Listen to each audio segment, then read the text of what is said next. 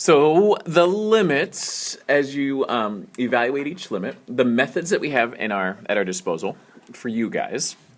Now ask me if there's something funny that comes up, but we can evaluate a limit by graphing it. We can just graph and look at where it goes. So like graphs like x goes to infinity, we walked our way out to the right and left and we decided what the height of a graph was. A limit's results, the output of a limit is a height. So we can graph and kind of trace it that way. We can directly substitute. I love direct substitution. If you have the option to directly sub the limit value, do it. There's no reason not to if it's an option. It sometimes is not possible until you simplify algebraically and do some like canceling, so it may not happen right away. And then that implying in that direct substitution, what I just mentioned there was algebraic simplifying. Sometimes you have to algebraically simplify. And then we do direct substitution. So sometimes we do one after the other. And we've seen all three of these in some form. And I'm just going to give you some more tools to roll out, okay, for your disposal here pretty soon. Like this one, e to the x, dirty dozen. So I'm going to put dd by the ones that you should know. I know what this looks like. You should always sketch a graph of it. There's your e to the x function. As x goes to negative infinity, as I go out to the left there, are you seeing where it's headed? Looking pretty small. 0. That's it. So it's headed to a height of 0. 1 over x squared, it's not really a dirty dozen function, but think of what 1 over x would look like. If I gave you 1 over x and I graphed it, here's 1 over x. Now, 1 over x squared is a steeper version of it, and it takes the negative stuff and makes it positive. So what it ends up being is like a flipped up. That's really light and yellow, isn't it? Let's pick a different color. Let's go orange. So it takes that left-hand piece and makes it positive, and it makes it steeper.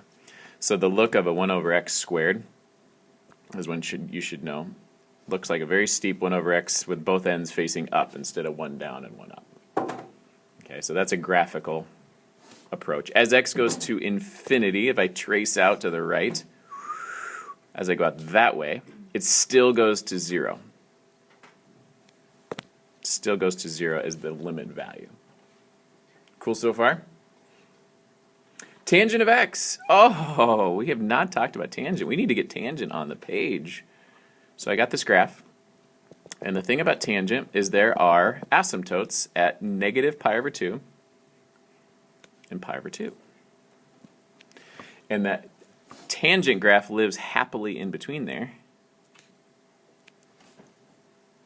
And then next to it, it starts again. So after you pi over 2, negative pi over 2, pi over 2, and then you add another, that's pi away, so this next one's 3 pi over 2. Happens again. And you just continue. Those asymptotes repeat over and over and over again. So as I approach any one of those asymptotes that are in tangent are a great time to introduce a limit, because I actually can't go to pi over 2, but I sure can approach it from the left. I can go to pi over 2 from the left. So there's pi over 2. I'm coming in from the left. Here it comes. Heading to infinity. Heading to infinity. Okay. Down to inverse tangent. An inverse tangent takes this thing and flips it. It does an inverse of the function. Let me remind you what an inverse looks like. An inverse takes the tangent that we know and love. Now this is arctangent is another way to do it. I would like to remind you it's a strange word. Arctangent is like the undoing of tangent, is what that's called. It is on its side, and it looks like this.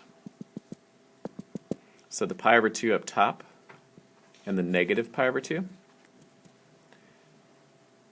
So that's the arctangent. Okay. So cool. And then we take that arctangent and we say as x goes to infinity, as I go out to the far right, if I'm going out this way, this way, this way, this way, it doesn't go to infinity. The height that it approaches is pi over 2. It heads that direction.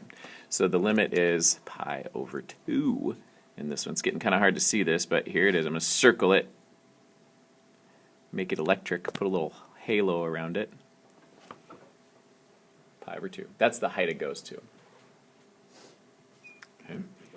And then one more kind of funky function that you may have never seen before, absolute value of x over x. Think of values you'd put in there. X over x is always going to be 1. Think if I put in like -5 for x. If I put -5, there'd be a positive on top and a negative on the bottom. If you put in negative values, they have opposite signs. If you put in positive values, they'll have the same sign. If you test a few of them, what happens graphically, take a look at this. You'll like this one. It's kind of a fun-looking graph.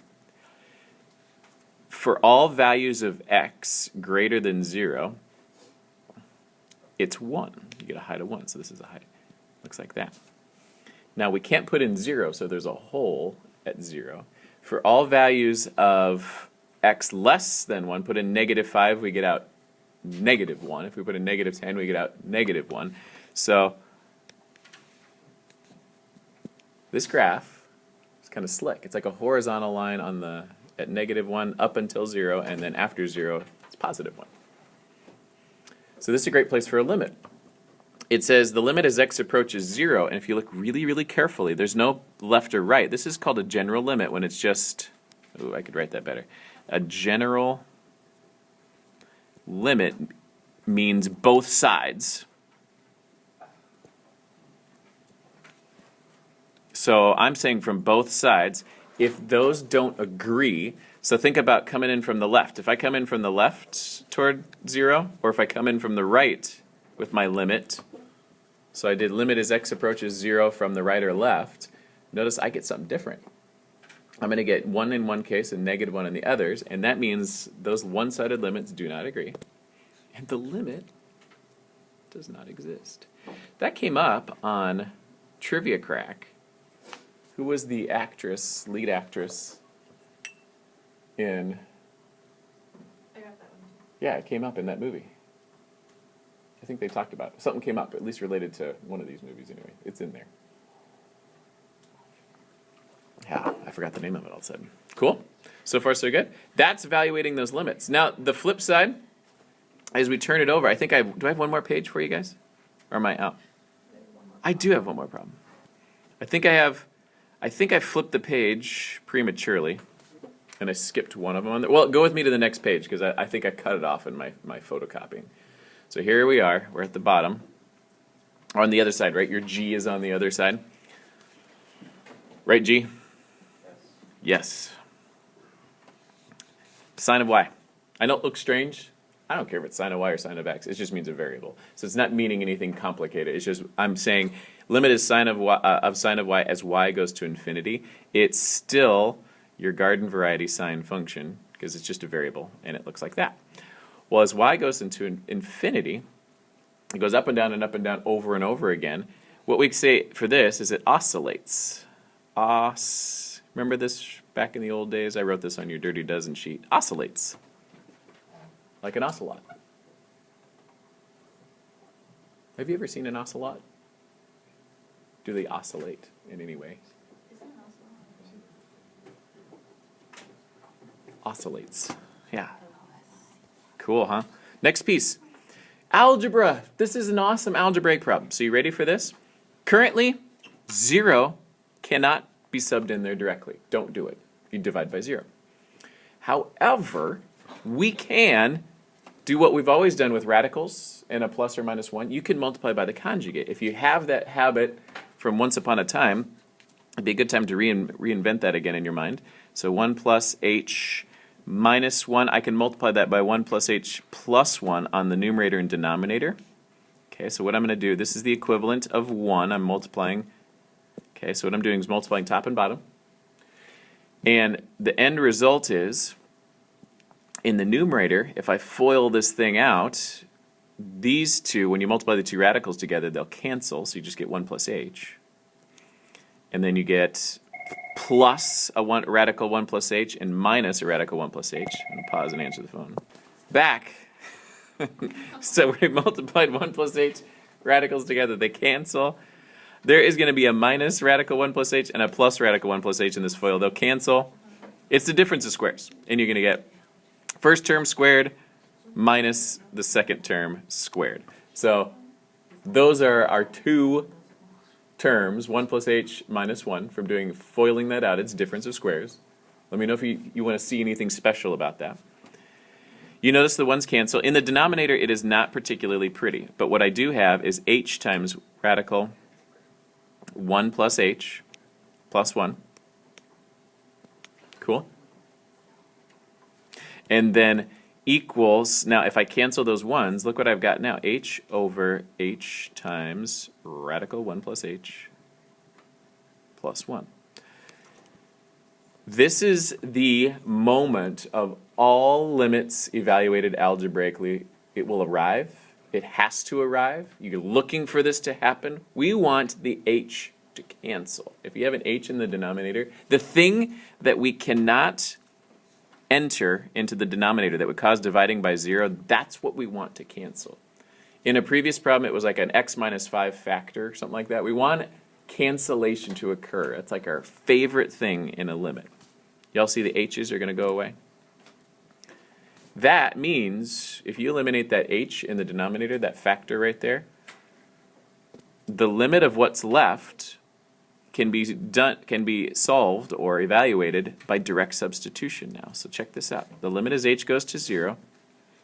What's left now is 1 over radical 1 plus h plus 1. If you notice, I can put 0 in for that h now, and I'm not going to divide by 0. Isn't that cool? It's going to happen. What are you going to get? 1/2.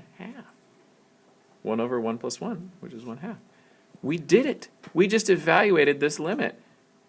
We couldn't put in 0 for h at first, but with a little algebra, we were able to make this work and figure out, oh, now that means the original limit, I know we algebraically manipulated it, but this original limit is equal to 1/2. So if I graphed this thing, I would be saying the height as I got toward h equals 0 is 1/2. Right? Y'all good with this? You guys are kind of smiling. Is something funny happening? Yeah. Oh, they canceled. When you do radical 1, when we FOILed out, these guys multiplied together makes 1 plus h. When you multiply radical times radical, the same radical times same radical. Oh, at the very end. If I put 0 in there, I did the square root of 1 in my head. So that's 1 plus 0. Square root of 1 is 1, so I made it 1 plus 1 and 2. Didn't write it, but thank you for clarifying. Good. Anything else coming up? Keep on rolling. Do you like that one's a fun one. Now, what's cool about these, I want you guys to start seeing these are special types of limits that you'll get really good at noticing. So should you take AP Calc, these are of the variety that are pretty common. They have a look to them, so as you get better seeing them, you're going, oh, I remember that one, I remember that. All I got to do is multiply by the conjugate for the radical, we call it that. Do the difference of squares, the h's will totally cancel, and I can substitute the limit indirectly. It's awesome.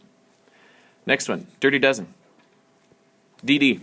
If you see a dirty dozen function, it means you want to graph it and figure it out. The log of x usually has an asymptote of x equals 0, but no, this one's over 5. So there's our limit. You draw a log. And as x approaches 5 from the right, means as I come in this way from the right, I actually end up going to negative infinity. I go down. Down, down, down, down, down. Okay. Next one, K. So the two big awesome algebra problems, I'm going to star them. H and K. Those are the two crazy algebra ones.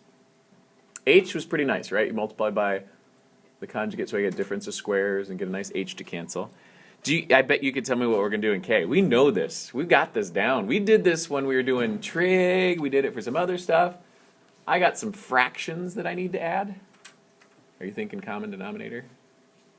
You gonna work with this? Are you getting excited? Now technically I've been a pretty naughty limit maker. You're supposed to write the limit every time. I shouldn't have left it off earlier, and that's really my fault. What if I did this? If this freaks you out, you need to scream now. I flipped around the x plus 2 because I didn't like it. Facing that way. Do you know where I got this?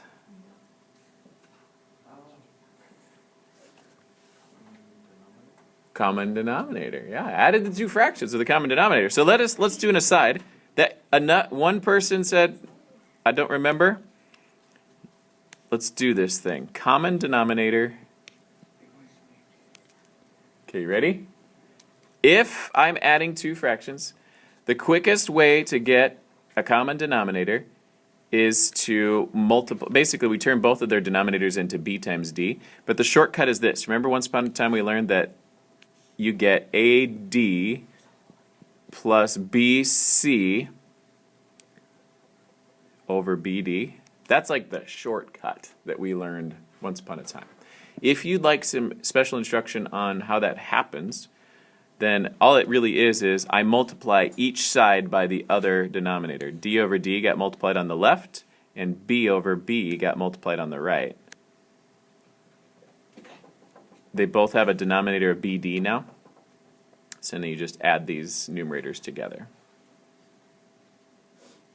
Okay. Remember, you can always multiply a numerator and denominator by the same thing. It keeps it equivalent. So D over D got multiplied on the left, B over B on the right. It's the quickest way to a common denominator is the product of the two denominators. However, if I back this up a little bit, take those out, the shortcut we've been living with for a while is that we just take the lower right-hand denominator times the left numerator, lower left-hand denominator times the right numerator, and we get this awesome looking fraction. That is what I did in my brain for this limit. Okay? Bring me back if something funny happens. Now, if I have a numerator of any kind above a denominator of any kind that is a factor of, I can cancel those. I can do some cancellation here. I can cancel the x plus 2 and this x plus 2. That's a numerator and a denominator that are the same. Technically, look what I get. I get 1 over 2x over 1, because those canceled to 1, which is just 1 over 2x. And I forgot my limit. Why'd you guys stop me? It's supposed to be there. Limit as x goes to negative 2. I want you guys to write it as small as I just wrote it. It needs to be the same size. So here's the end deal. Limit as x goes to negative 2 is now 1 over 2x. So this is algebra. Are you getting the idea that the hardest part of calculus stuff is algebra? We just do a bunch of algebra to answer calculus idea, to comprehend and answer calculus questions.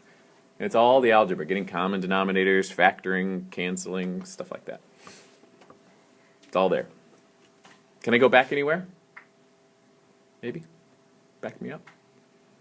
Okay. I can put it in now.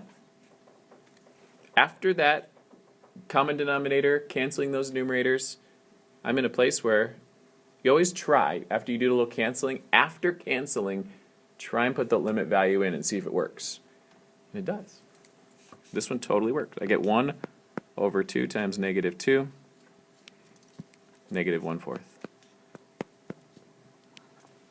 that crazy? We just evaluated that limit. You couldn't put it in the beginning, but after some simplifying and canceling, it's the canceling that does it. Negative 2 was illegal until we canceled the x plus 2's.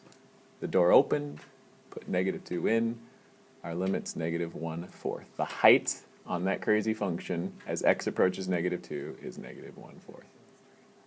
Isn't that neato? All right, that is a wrap on that one. Now we're just going to work.